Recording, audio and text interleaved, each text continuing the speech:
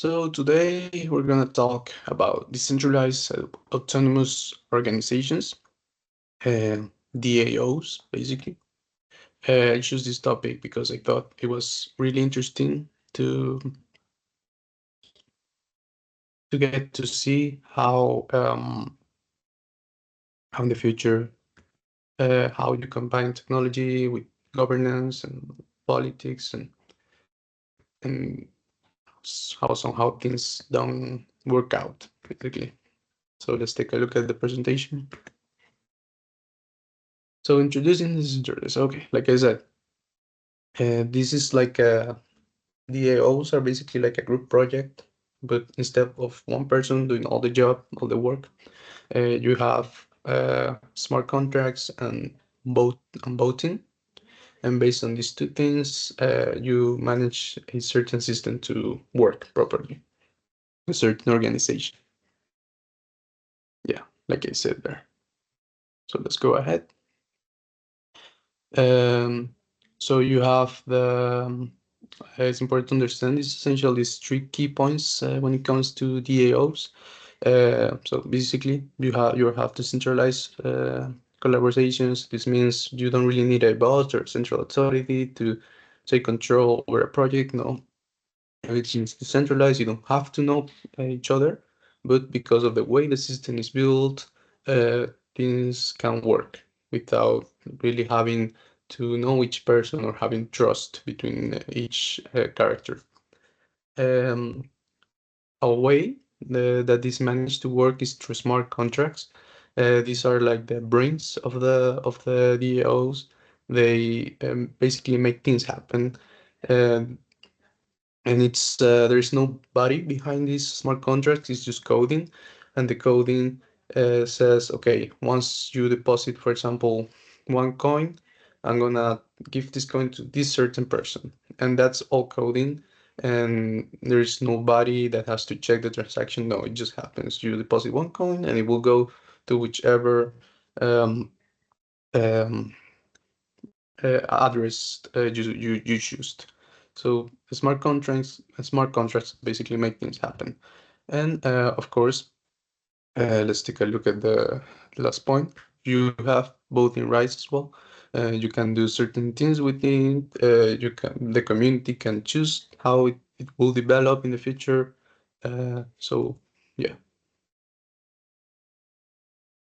So here, as you can see, you have the smart contract. Like I said, um, they act as the brains as the lead. Well, not the leader, but as the tool that makes things happens within the DAO.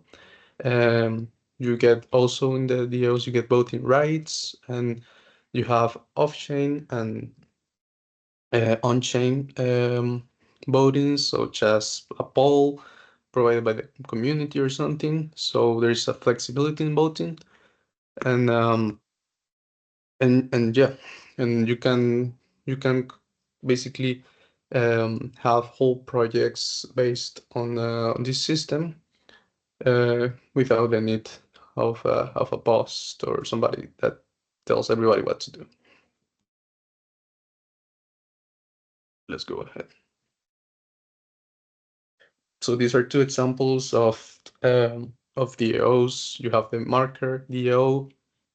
This is basically governance over the stablecoin, and members can vote and decide how this coin will develop, this environment will develop in the future. You also have the ENS DAO.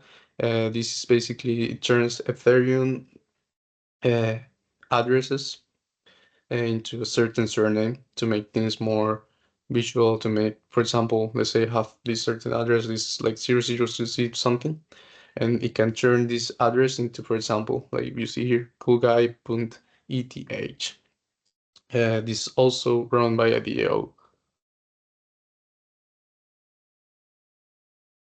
So there are certain things you have to take into account. There are certain, let's say, considerations when it comes to DAOs, mostly the legal recognition.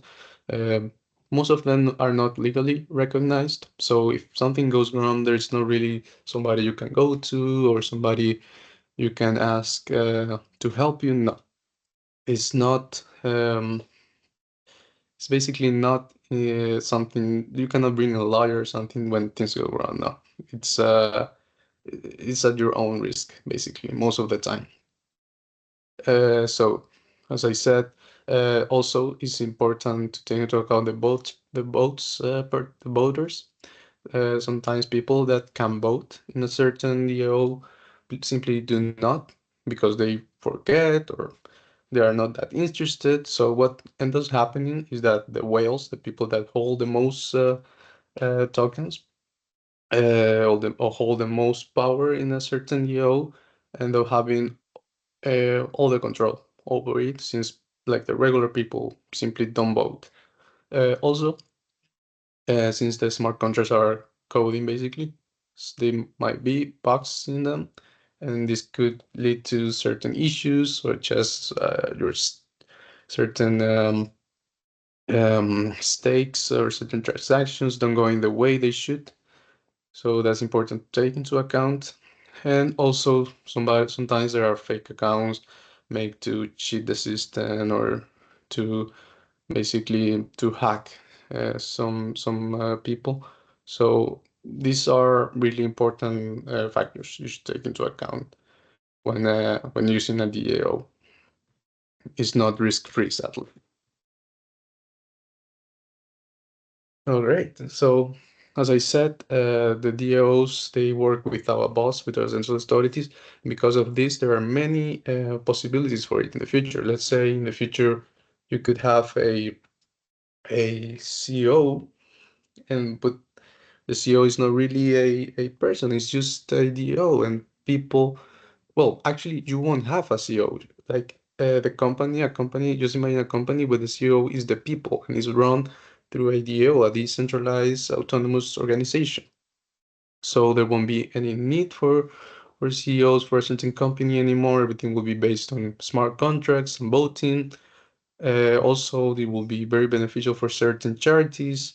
Imagine a charity that is run through this system where everything is using a blockchain and the money can just not disappear. So there are many beneficial ways we could use this in the future, or even today is already being used.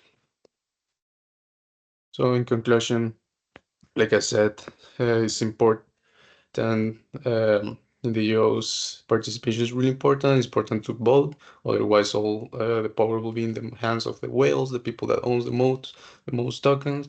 Um, you also need to have good technology, like the smart contracts will must be well coded, and the coding must make sense, otherwise could be issues and people will not trust this anymore.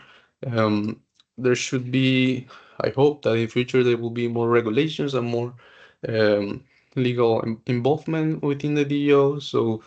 Um, so everything it's not only on the internet, but there's actually somebody to hold on to, and also should be user friendly to not make it overwhelming for the regular people.